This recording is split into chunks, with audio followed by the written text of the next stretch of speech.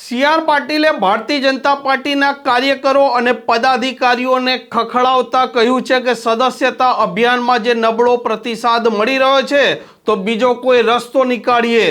તેમણે ત્યાં સુધી કહ્યું છે કે જે બહાર ફરવાના શોખીનો છે તે અભિયાન પત્યા બાદ બહાર ફરે। આ વાત પતી નથી ને તેના સામે ચૈતર વસાવાએ નર્મદા જિલ્લાના અધિકારીઓ પર ગંભીર આરોપ લગાવતા કહ્યું છે કે અધિકારીઓ લોકોને ભાજપના સદસ્યો બનાવી રહ્યા છે।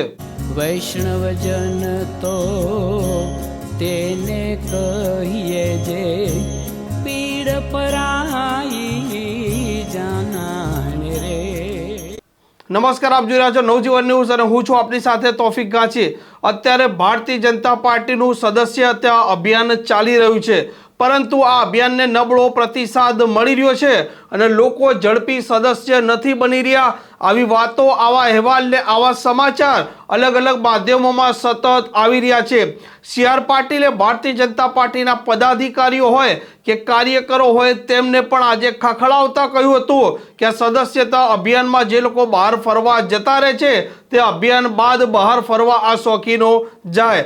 તેમણે ત્યાં સુધી કહ્યું હતું કે આ સદસ્યતા અભિયાનમાં જે લોકો જોડાઈ નથી રહ્યા તો બીજો કોઈ રસ્તો બતાવો તો તેના તરફ કામ કરીએ। આ વાત આજની હતી ને તેના વચ્ચે ડેડિયાપાડાના આમ આદમી પાર્ટીના ધારાસભ્ય ચૈતર વસાવાએ નર્મદા જિલ્લાના કલેક્ટર, ડીડીઓ અને એસપીની મુલાકાત કરી ગંભીર આરોપ લગાવ્યા છે। તેમણે સરકારી અધિકારીઓ લોકોને ભારતીય જનતા પાર્ટીના સદસ્ય બનાવે છે તેવી વાત કહી છે। તારીખથી લઈને નર્મદા જિલ્લા વહીવટી તંત્ર દ્વારા બીજેપી સભ્ય અભિયાનમાં જોડાવા માટેની ઝુંબેશના રૂપે કામગીરી ચાલે છે।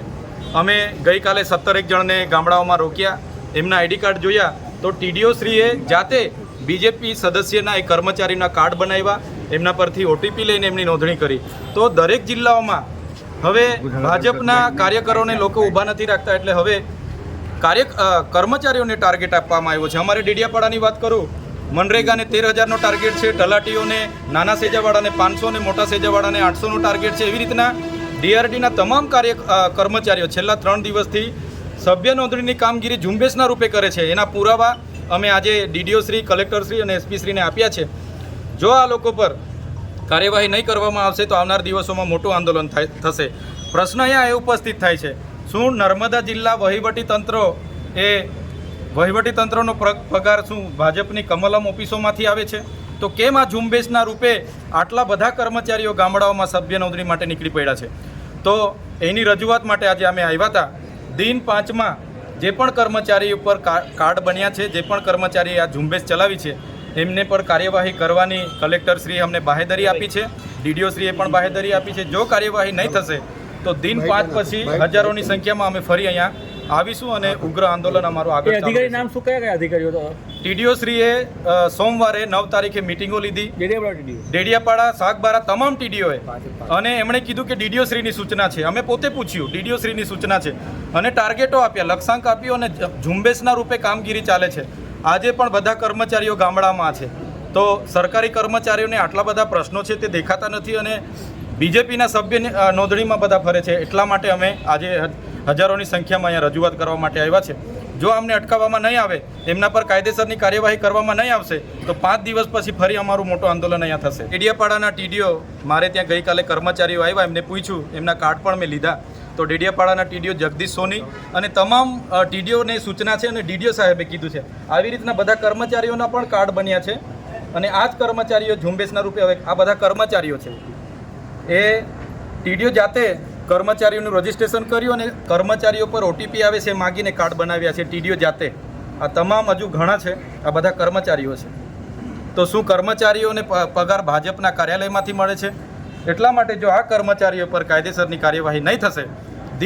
આ હતા ધારાસભ્ય ચૈતર વસાવા, જેમાં તેમનું કહેવું છે કે ડેડિયાપાડા હોય, સાગપારા હોય કે નર્મદા જિલ્લાના જે ટીડીઓ હોય તે લોકોને બોલાવે છે અને તેમના તાબાના જે અધિકારીઓ છે તેમને મૌખિક સૂચના આપી છે કે લોકોને ભારતીય જનતા પાર્ટીના સદસ્યતા અભિયાનમાં જોડો।